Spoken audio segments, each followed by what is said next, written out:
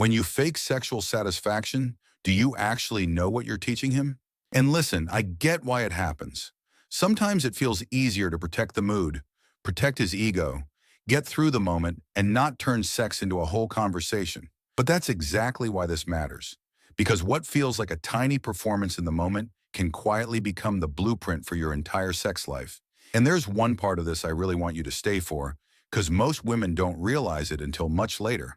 We'll come back to that later. 1. You're teaching him the wrong map of your body. Have you ever noticed how quickly a man repeats whatever got a strong reaction from you last time?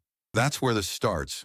Because when you fake satisfaction, you're giving him false feedback. You're basically saying, yes, that works, while your body is quietly saying, no, not really.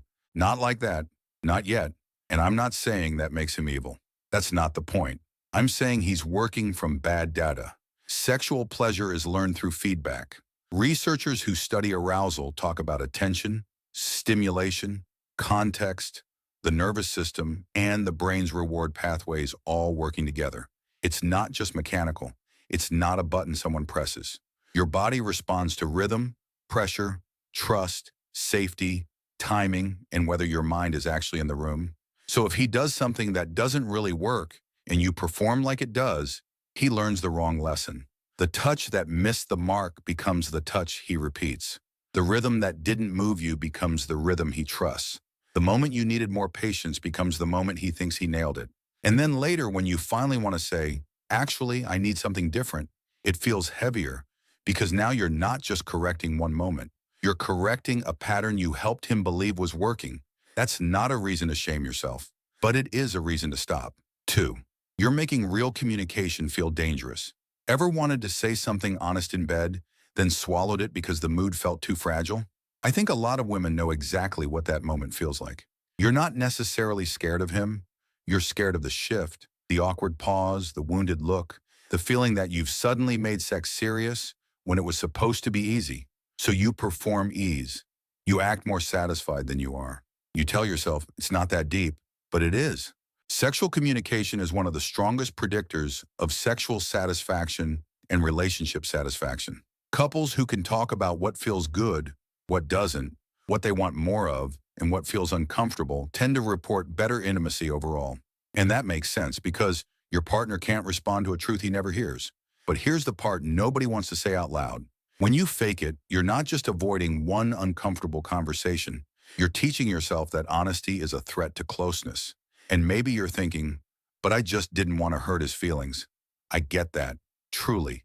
But a relationship where his feelings can survive your performance, but not your honesty, isn't as safe as it looks. Your body needs language, your pleasure needs direction, and you deserve a partner who doesn't just want to feel successful, he should want to know you. 3. You're keeping the orgasm gap alive in your own bedroom. So why does faking satisfaction matter beyond one awkward night? Because this isn't just a private habit. It connects to a much bigger sexual script. And that script has been failing women for a long time. The orgasm gap isn't internet drama. It's a documented pattern. Large studies have found that heterosexual women report orgasm during partnered sex less often than men. And honestly, once you look at how heterosexual sex is often structured, it's not hard to see why. A lot of sex still treats penetration as the main event and everything else as preparation, decoration, or something optional if there's time. But for many women, direct or indirect clitoral stimulation is central to orgasm. The clitoris isn't a side note. It's a major pleasure organ with thousands of nerve endings. And pretending it doesn't need attention doesn't make women simpler. It just makes sex less honest. So when you fake satisfaction inside that script, you help the script survive. You make it look like the default pattern works better than it does. You make it seem like your body reached the destination when it was barely invited into the journey. And let's be real. That benefits him more than it benefits you. Stopping the performance isn't about making sex less romantic. It's about making it more mutual. Your pleasure can't be the little bonus at the end after his was treated like the whole point. Pause for a second. If you're actually following this, comment truth. Let's see who's really paying attention to what their body has been trying to say. 4. You're disconnecting from your own body's signals. Does your body ever know the truth before your mouth admits it? Because it does. Your body knows when you're aroused, and it knows when you're acting.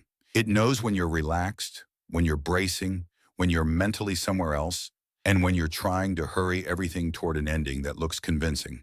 And I want to be careful here, because this matters. Your body not responding on command doesn't mean your body's broken. It means your body is giving you information.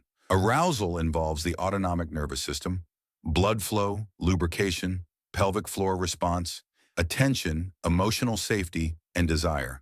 That's a lot. So when your body isn't there yet, it may need more time, more trust, more stimulation, a slower pace, a different kind of touch, less pressure, or sometimes a more honest relationship. But when the goal becomes seeming satisfied, you stop listening. You override the signal. You tell your body, not now. Don't make this complicated. Just get through it. And that's the trap. Because after a while, pretending can become so automatic that you don't even ask what you want anymore. You only ask what will keep things smooth, what will avoid awkwardness, what will make him feel good enough that the moment can end. That's not sexual confidence. That's self-abandonment with better PR. And if that sentence hits a little too close, don't use it to punish yourself. Use it as a door back into your body. You don't have to explain it. Just comment "seen" if you know what it feels like to perform comfort when you weren't really comfortable. 5. You're protecting his ego at the cost of your intimacy. Have you ever acted satisfied because you didn't want him to feel embarrassed? Of course you have. Or at least you've probably been tempted. Women are taught to manage emotional temperature everywhere. At work, in families, on dates, in relationships, and yes, in bed. Smooth things over, reassure, soften the truth. Don't make him feel inadequate. Don't be difficult. But let's call this what it is. That's emotional labor inside your sex life. Researchers studying faked orgasm have found that people often fake for relationship-preserving reasons. Avoiding conflict, ending sex, protecting a partner's feelings, or keeping the mood intact. And I understand why that feels kind in the moment. It can feel generous. It can feel loving. It can feel easier than watching his confidence drop. But short-term peace can create long-term loneliness because he gets to leave that moment feeling competent. And you're lying there with the truth in your body, pretending it didn't matter. That's lonely. And I don't think we talk enough about how lonely, bad, or one-sided sex can feel when the relationship is otherwise fine, because that's what makes it confusing. He may be sweet. He may love you. He may not be trying to ignore you. But if your pleasure keeps getting edited out of the moment, your body still knows. Real intimacy isn't just being touched. It's being known. And if his confidence depends on you pretending, then his confidence is being built on your silence. The right partner won't collapse because you guide him. He'll listen. He'll adjust. He'll care more about your real experience than his image of himself as good in bed. 6. You're making bad sex harder to improve. Ever had sex that wasn't terrible, but also wasn't truly satisfying? That gray zone is where faking thrives, because it doesn't feel bad enough to confront. It's not necessarily painful. It's not necessarily cruel. It's just flat, predictable, rushed, one-sided, disconnected, fine but not fulfilling. And sometimes fine is exactly the problem, because fine can become a hiding place. You tell yourself, at least he's trying, or it's not worth making a big thing out of, or maybe this is just how sex is in long-term relationships. And slowly, without meaning to, you lower the standard until your body stops expecting to be met. Good sex improves through a feedback loop: curiosity, response, adjustment, and trust. If something feels good, you lean in. If something doesn't, you redirect. If you need more time, you slow the pace. If your body needs clitoral stimulation, pressure, kissing, words, stillness, teasing, or a completely different rhythm, that information has to enter the room. But when you fake it, the feedback loop breaks. There's no useful information coming back. No adjustment, no discovery, no reason for him to change anything. And then couples have the same disappointing sex for years and act confused about why nothing improved. Nothing improved because no one told the truth. Now let me be clear. You don't need to deliver a performance review in the middle of sex. You don't need to be harsh. You don't need to make him feel stupid. But you do need language. Try slower. Stay there. I need more of this. That feels good. Don't change it. That doesn't quite get me there. Direction isn't rejection. Direction is how better sex gets built. 7. You're accepting a version of love where your needs come second. What does it mean when your pleasure keeps becoming optional? This is where the conversation gets deeper than sex. Because faking satisfaction doesn't stay in the bedroom. It teaches a relationship pattern. His completion is necessary. Yours is negotiable. His confidence matters. Your truth can wait. His experience gets centered. Yours gets edited. And I know that may sound intense, but stay with me here, because this is the part people miss. Sex is one of the places where relationship dynamics become visible, not because every sexual problem means the relationship is doomed, but because the body often tells the truth before the mind is ready. If you're constantly accommodating, performing, minimizing, or pretending in bed, there's a good chance you're doing some version of that elsewhere too.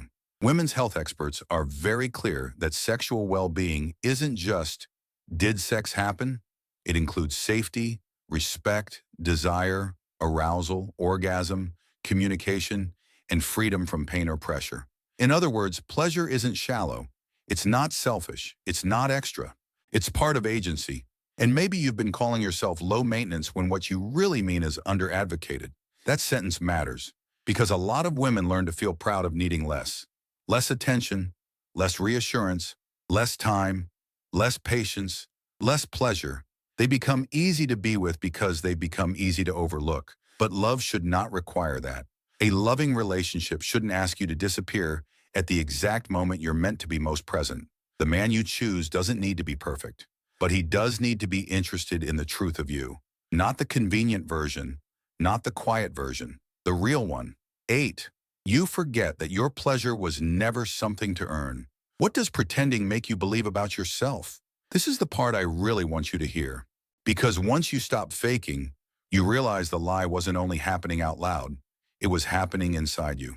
Somewhere along the way, you may have started treating your own pleasure like it was complicated, inconvenient, maybe even a little embarrassing. And I hate that, because your body was never asking for too much. It was asking to be included. Your satisfaction isn't a reward you get after being patient, pretty, agreeable, and easy. It's part of the relationship. It's part of the truth. And when you stop pretending, you're not ruining the moment. You're finally letting yourself enter it. Thanks for watching. For more advice, subscribe.